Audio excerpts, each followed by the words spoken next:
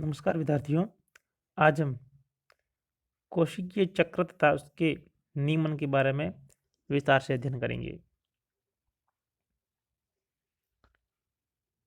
कोशिका चक्र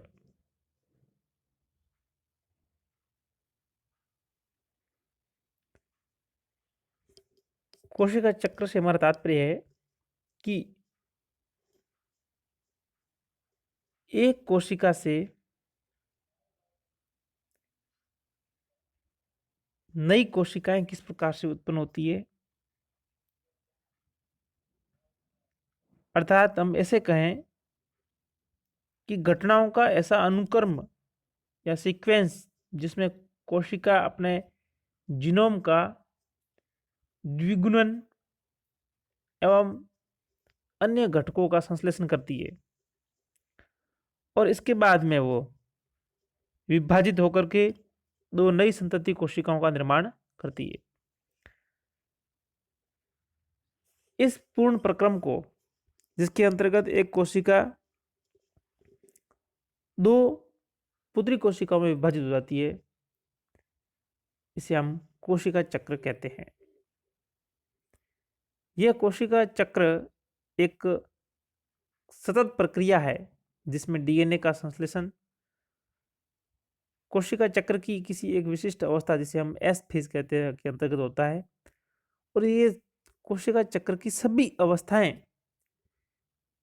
अर्थात सभी घटनाएं जीन्स के द्वारा नियंत्रित होती है।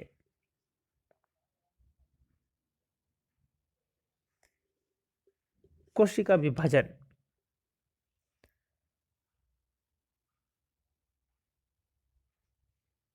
हम सभी जानते हैं कि जीव,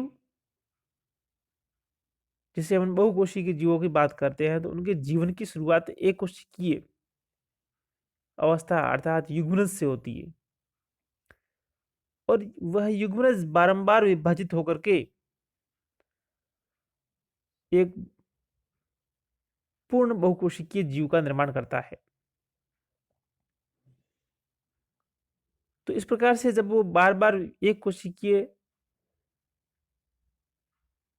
जीवन से बहुकोशिकीय जीव का निर्माण होता है, तो इस विभाजन में कोशिका बार बार विभाजित होती है और अपनी संख्या में वृद्धि करती है।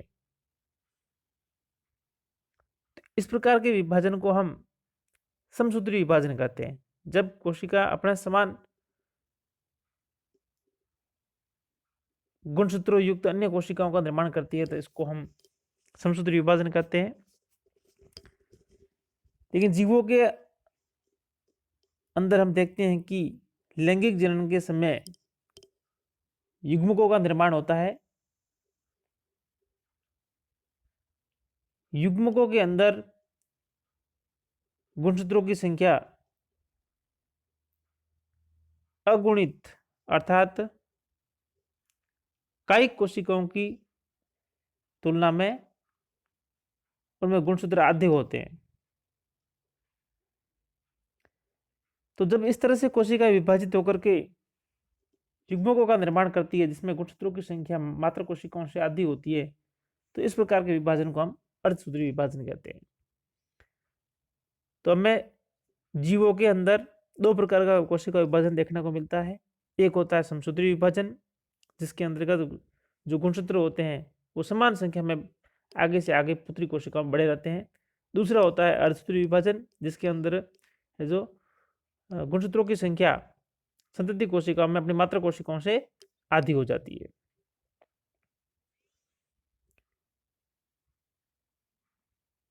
कोशिका विभाजन की हम बात करें तो एक मात्र कोशिका से संतति कोशिकाओं के निर्माण को हम कोशिका विभाजन कहते हैं।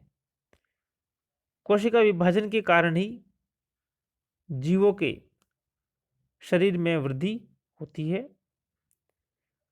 कोशिका विभाजन के परिणाम स्वरूप ही लैंगिक व अलैंगिक जनन संभव होता है। यानी कोशिका विभाजन के द्वारा ही लैंगिक जनन अर्थात युग्मक निर्माण की प्रक्रिया संपन्न होती है। अलैंगिक जनन से हमारा तात्पर्य है कि अलैंगिक जनन से जनन के लिए आवश्यक संरचनाएं, बीजाणु इत्यादि का निर्माण भी इस कोशिका विभाजन की प्रक्रिया के फलस्वरूप ही संपन्न होता है।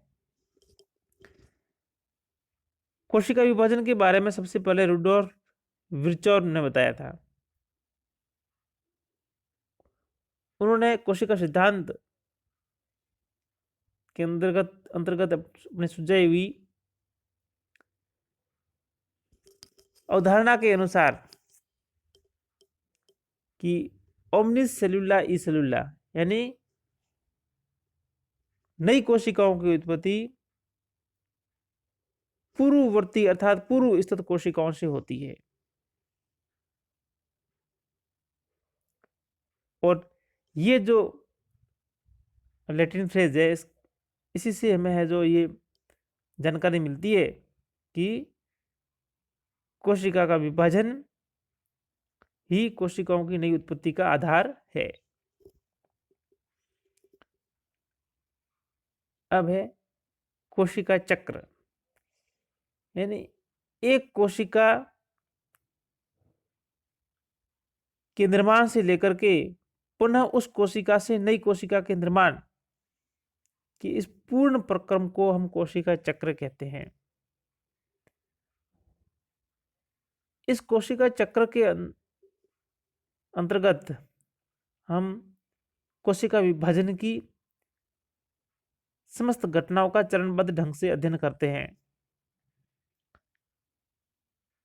कोशिका विभाजन को मोटे तौर पर इस कोशिका चक्र को मोटे तौर पर दो भागों में बांटा गया है। एक है अंतरावस्था, जिसे हम इंटरफेज कहते हैं, जो ये अवस्था पूरी दिखाई दे रही है यहां से यहां तक, जिसके अंतर्गत आपके G1, S, G2 ये तीनों अवस्थाएं मिलकर के इंटरफेज अर्थात अंतरावस्था का निर्माण करती है। और जो दूसरा इसका कोशिका चक्र की जो अवस्था है वो है आपकी एम प्रावस्था, जिसे हम सूत्रीय प्रावस्था या सूत्रीय विभाजन प्रावस्था कहते हैं। यानी इसके अंदर कोशिका विभाजित होती है। तो G1, S, G2 ये तीनों मिलकर के कोशिका विभाजन के लिए तैयार करते हैं और एम फेज के अंदर कोशिका विभाजित होती है। कोशिका विभाजन के अंतर्गत कोशिकाओं का आकार में वृद्धि, केंद्रक विभाजन, कोशिका द्रव्य विभाजन और उसके पश्चात पुत्री कोशिकाओं का निर्माण, ये है जो कोशिका चक्र की महत्वपूर्ण घटनाएं होती है। अब हम इन सभी घटनाओं को चरणबद्ध ढंग से अध्ययन करते हैं।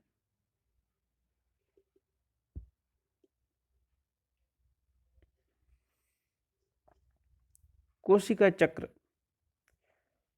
कोशिका चक्र के अंतर्गत जो पहली अवस्था आती है वो है आपकी इंटरफेज। दो कोशिका विभाजनों के बीच की जो अवस्था होती है उसे हम अंतरावस्था कहते हैं।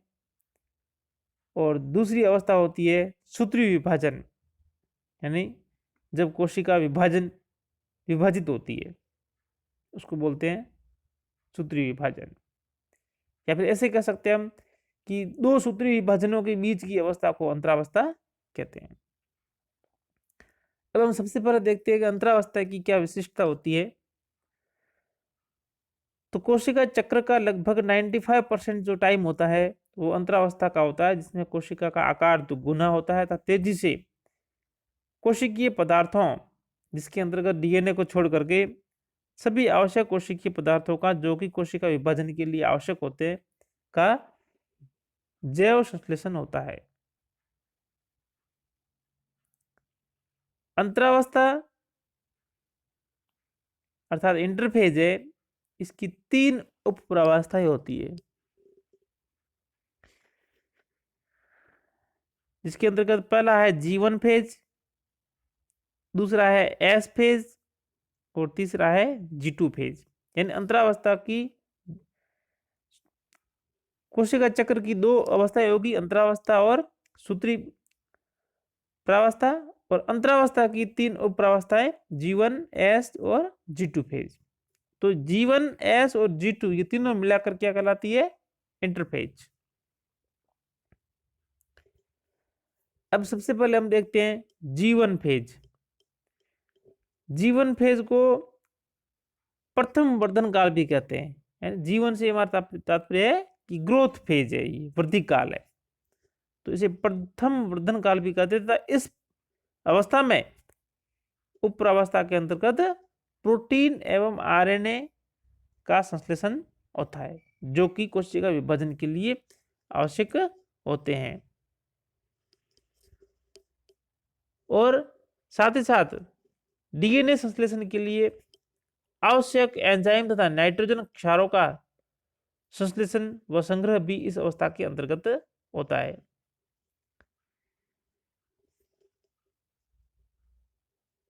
डीएनए संश्लेषण की तैयारियां के लिए आवश्यक सारे है जो प्रबंध हो जाते हैं इसके अंतर्गत। जीवन का अवधि काल कोशिका की प्रकृति के अनुसार बदलता रहता है। अस्थायी ऊतकों की कोशिका में कोशिका विभाजन रुक जाता है। जीवन अवस्था का परिवर्तन G0 अवस्था या विश्राम अवस्था में हो जाता है। तो ऐसी स्थिति में यह माना जाता है कि वो कोशिका चक्र से हट गई है। यानी कभी कभी ऐसा होता है कि जीवन अवस्था है, यानी वृद्धि काल अवस्था है, उसमें कोशिका अपने आप को विभाजन के लिए तैयार करती है, लेकिन तैयार करने के बाद में वह कोशिका अगर विश्राम अवस्था में चली जाती है, तो ऐसी कोशिका जो आगे विभाजन में भाग नहीं लेती है, उसको हम बोलते हैं G0 स्टेज।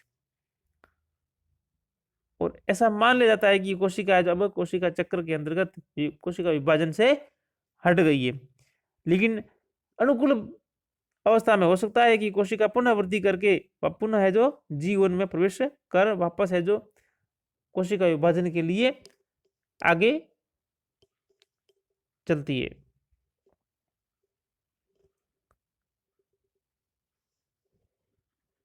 कोशिका चक्र की ये जीवन फेज बहुत ही महत्वपूर्ण प्रावस्था है, जिसमें कोशिका विभाजन के नियंत्रण के लिए विशिष्ट आणविक सूचक, जिसे हम मोलिकुलर सिग्नल्स कहते हैं, उपस्थित होते हैं।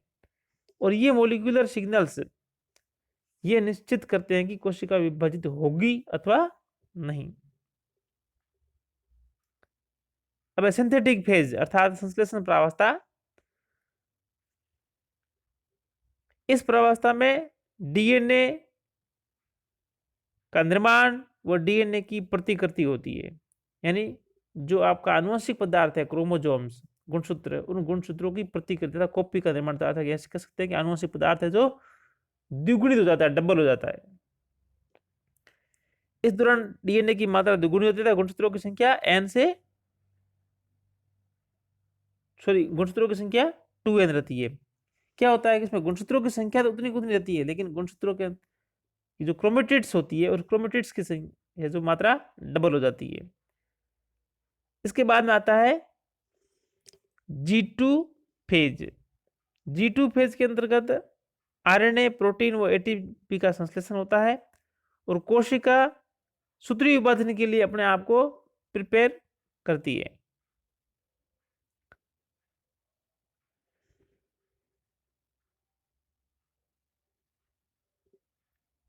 और साथ ही साथ इस G2 प्रावस्था में कोशिका चक्र के कुल समय का 10 से 25% का समय लगता है। और इस अवस्था में गुणसूत्र में 2 क्रोमेटिड्स के बने हुए दिखाई देते हैं, और गुणसूत्रों का संघनन भी इसी प्रावस्था में शुरू हो जाता है।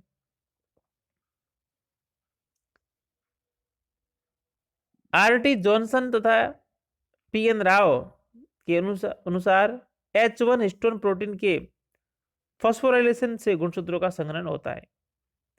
इस प्रावस्था में विभिन्न प्रकार के आरएनए तथा प्रोटीन का संश्लेषण होना रुक जाता है, किंतु साथ ही एम प्रावस्था में स्पिंडल एपरेटस अर्थात तर्कु उपकरण के निर्माण के लिए ट्यूबुलिन नामक प्रोटीन का संश्लेषण प्रारंभ हो जाता है। अब हम देखते हैं सूत्री विभाजन या एम फेज, एम प्रावस्था। यह कोशिका चक्र की नाटकीय अवस्था होती है, जिसमें कोशिका के सभी घटकों का पुनः गठन होता है। इस सूत्रीय विभाजन से जनक व संतति कोशिका में गुणसूत्रों की संख्या बराबर रहती है, इसलिए इसे समसूत्रीय विभाजन कहते हैं। सूत्रीय विभाजन के फलस्वरूप क्या होता है कि जनक कोशिका और संतति कोशिकाओं में गुणसूत्रों की संख्या बराबर रहती है, इसलिए इसे हम समसूत्रीय विभाजन कहते हैं। समसूत्रीय विभाजन को 4 प्रावस्थाओं में विभाजित किया गया है। अब हमें ध्यान रखना है कि इसका नाम इसलिए समसूत्रीय विभाजन रखा गया कि इसमें सूत्र दोनों कोशिकाओं में बराबर रहते हैं। किसमें? जनक कोशिका और संतति कोशिका में।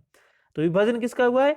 यहाँ विभाजन हुआ है गुणसूत्रों के अंदर उपस्थित क्रोमेटिड्स का। जो हमने पढ़ा था कि एस प्रावस्था में गुणसूत्रों के अंदर है जो आनुवंशिक पदार्थ डबल होता था, क्रोमेटिड्स डबल हो जाती है। यहाँ पर क्रोमेटिड्स का विभाजन होता है, जिसके फलस्वरूप गुणसूत्र बराबर मात्रा में बने रहते हैं।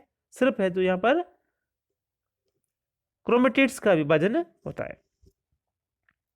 समसूत्रीय विभाजन को 4 प्रावस्थाओं में बांटा गया है। इसके अंतर्गत आप देखेंगे, पहला तो प्रोफेज, मेटाफेज, एनाफेज और टीलोफेज। ये है जो एम प्रावस्था के अंदर 4 है जो हमें उप प्रावस्थाएं देखने को मिलती है। अब इसमें देखते हैं हम प्रोफेज। तो प्रोफेज के अंदर है जो आपको क्रोमेटिन पदार्थ जो आपको जाल के रूप में न होकर के पतले महीन धागे के रूप में रूपांतरित होता है, जिसे हम गुणसूत्र कहते हैं। गुणसूत्र संग्रहण की क्रियाविधि के कारण छोटे व मोटे होने लगते हैं तथा प्रत्येक गुणसूत्र में 2 अर्ध गुणसूत्र स्पष्ट दिखाई देने लगते हैं।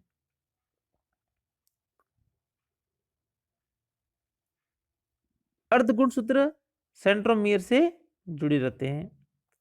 समसूत्री तर्कु सूक्ष्म नलिकाएं बनने लगती है और पूर्वावस्था के अंत तक केंद्रक झिल्ली व केंद्रिका लुप्त होने लगती है।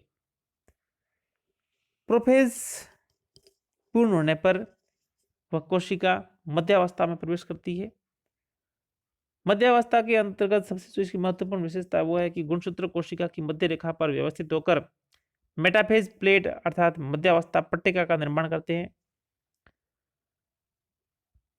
गुणसूत्र के अर्ध गुणसूत्र तर्कु तंतुओं से गुणसूत्र बिंदु द्वारा जुड़े रहते हैं।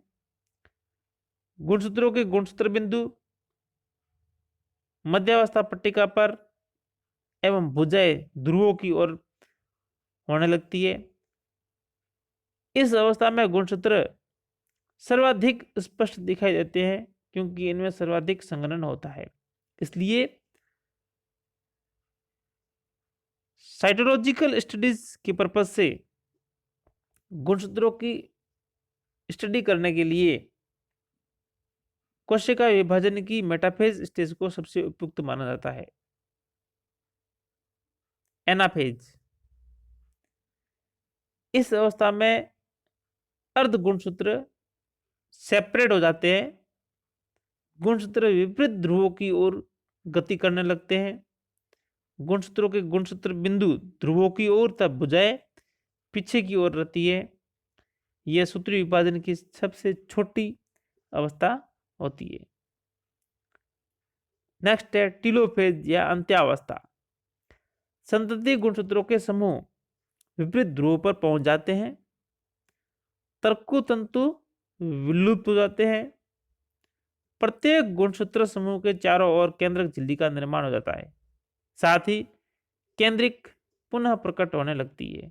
यानी ये जो घटनाएं हैं, केंद्र झिल्ली का निर्माण और केंद्रिक पुनः प्रकट होना, ये प्रोफेज का विपरीत हो जाए। यानी जो एम प्रावस्था के अंतर्गत जो प्रोफेज अवस्था होती है उसमें ये दोनों अर्थात केंद्र झिल्ली डिसअपीयर होती है, केंद्रिका भी है जो डिसअपीयर होती है, लेकिन यहाँ पर दोनों पुनः प्रकट होने लगते हैं। गुणसूत्र पुनः क्रोमेटिन जाल में बदलने लगते हैं। ठीक है ना। तो इस प्रकार से हम देखते हैं कि कोशिका के अंतर्गत एम प्रावस्था के अंत में एक जनक कोशिका से हमें 2 पुत्री कोशिकाएं प्राप्त होती है, जिनमें गुणसूत्रों की संख्या मात्र कोशिका तथा जनक कोशिका के समान बनी रहती है। अब कोशिका चक्र नियमन कि किस प्रकार से कोशिकाओं के चक्र का नियमन होता है। क्योंकि अभी सब जानते हैं कि किसी भी जीव की वृद्धि एवं विकास हेतु कोशिका विभाजन एक अत्यंत आवश्यक व महत्वपूर्ण क्रिया है। क्योंकि जीव का निर्माण एक कोशिका से प्रारंभ होता है। अगर कोशिका विभाजन नहीं होंगे तो बहुकोशिकीय जीव का निर्माण संभव ही नहीं है। साथ ही साथ विभिन्न प्रकार की महत्वपूर्ण क्रियाएं जैसे पुनरुद्भवन है, विभिन्न प्रकार की अन्य कायिक संरचनाओं का निर्माण है, जीवों के अंदर, उनके शरीर के अंदर वो किसी प्रकार के डैमेज के फलस्वरूप होने वाली क्षति को भरपाई करने के लिए आदि के लिए नई कोशिका का निर्माण आवश्यक है। तो इन तमाम प्रक्रियाओं के अंतर्गत कोशिका विभाजन एक अपना महत्वपूर्ण रोल अदा करता है। तो हम देखते हैं कि ये जो कोशिकाएं विभाजित होकर के एक जीव का निर्माण कर रही है या अन्य क्रियाओं को संपन्न करती है, किस प्रकार से ये जो ये नियंत्रित होता है कि कोशिकाओं का विभाजित होना है नहीं होना और किस स्पीड से होना है। इन सब का एक कंट्रोल और रेगुलेशन होना अनिवार्य है। क्योंकि अनियंत्रित जो अगर विभाजन होगा तो वो कैंसर जैसे रोगों, वो कई अन्य प्रकार की असंगतियों के लिए उत्तरदायी होता है। अतः प्रत्येक जीव जो होता है उसमें कोशिकाओं विभाजन हेतु आदेश और उसके नियमन के लिए एक विशिष्ट प्रक्रिया पाई जाती है। और वह प्रक्रिया यह निर्धारित करती है कि कोशिका को कब और किस प्रकार से विभाजित होना है। विभाजन का प्रकार मतलब कैसे कि कोशिका को समसूत्री विभाजन में प्रवेश करना है या अर्धसूत्री विभाजन में प्रवेश करना है, तथा कब कोशिका को विभाजन के लिए तैयार होना है और उसके आकार की वृद्धि। इन तमाम पहलुओं को है जो एक विशिष्ट प्रक्रम के द्वारा कोशिका के अंदर नियमित किया जाता है। और ये तमाम प्रक्रियाएं अर्थात कोशिका चक्र के नियमन की तमाम प्रक्रियाएं हैं जो कोशिका में निहित जीन व कोशिका विभाजन चक्र के दौरान उत्पन्न होने वाले जीन उत्पादों के द्वारा नियंत्रित व नियमित होती है। और ये जो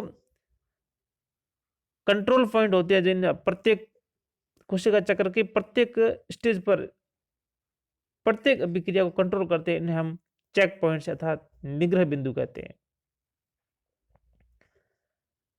कोशिका विभाजन चक्र में निग्रह तथा अवरोध बिंदु मुख्यतः हमें 3 प्रकार के देखने को मिलते हैं, जिसके अंतर्गत पहला है आपके G1 चेक पॉइंट बिंदु। और ये जो G1 चेक पॉइंट बिंदु है यह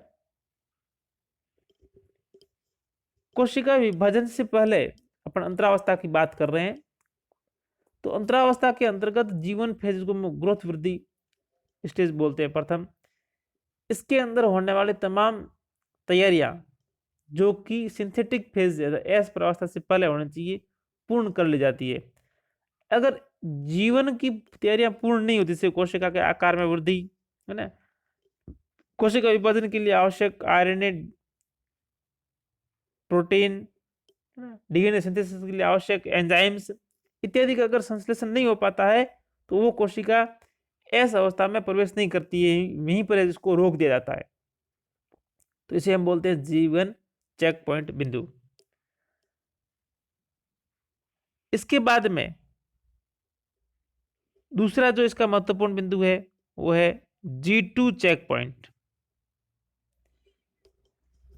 जब कोशिका जीवन को कंप्लीट कर लेती है पूरी कंडीशंस, तो वो एस फेज में प्रवेश करती है। एस फेज के अंदर उसके अंदर डीएनए का संश्लेषण होता है, तत्पश्चात वह G2 में प्रवेश करती है। G2 के अंदर कोशिका के डीएनए की रेप्लिकेशन, उसके आकार की जांच होती है कि कोशिका पर्याप्त मात्रा में आकार ग्रहण किया है, कोशिका के अंदर आनुवंशिक पदार्थ अर्थात जो क्रोमोसोम्स है उनके अंदर कोई विसंगति तो नहीं है ना, उनका रेप्लिकेशन सही ढंग से हुआ है कि नहीं हुआ है, प्रतिकृतिकरण। इन तमाम बिंदुओं की जांच करने के बाद में ही वह ये G2 चेक पॉइंट जो कोशिका को एम प्रावस्था में प्रवेश करने के लिए अर्थात विभाजन की सूत्री विभाजन कोशिका चक्र की सूत्री विभाजन की प्रावस्था में प्रवेश करने की इजाजत देता है। अदरवाइज कोशिका को यहीं पर ही है जो बाधित कर लिया जाता है। और उसके बाद में नेक्स्ट अगर एम प्रावस्था में प्रवेश करती है तो वहां पर तीसरा जो चेक पॉइंट है वो है एम जांच बिंदु या चेक पॉइंट। यह इस बिंदु पर गुणसूत्र स्पिंडल संरचना की जांच करता है। यानी एम जांच बिंदु क्या करता है, गुणसूत्रों के अंदर जो स्पिंडल संबंधता है, यानी गुणसूत्र तंतु से सही ढंग से जुड़े हुए नहीं है। अगर सही ढंग से जुड़े हुए नहीं होंगे तो गुणसूत्रों का समान रूप से विभाजन नहीं होगा। ठीक है, तो इस प्रकार से यह 3 जांच या चेक पॉइंट बिंदु एक कोशिका के अंदर सही एक्यूरेट कोशिका विभाजन को चेक करते हैं, जिसके फलस्वरूप सही जनक कोशिका के समान ही पुनः संतति कोशिकाओं का निर्माण होता है। उनके अंदर कोई किसी प्रकार की हमें विसंगति या असंबद्धता देखने को नहीं मिलती है।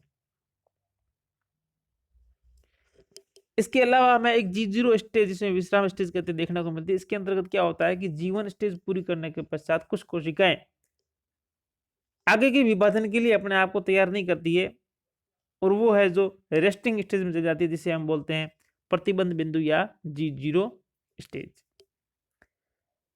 तो इस प्रकार से कोशिका चक्र का नियमन इन 3 चेक बिंदु G1 checkpoint, G2 checkpoint और M चेक पॉइंट के द्वारा नियमित किया जाता है।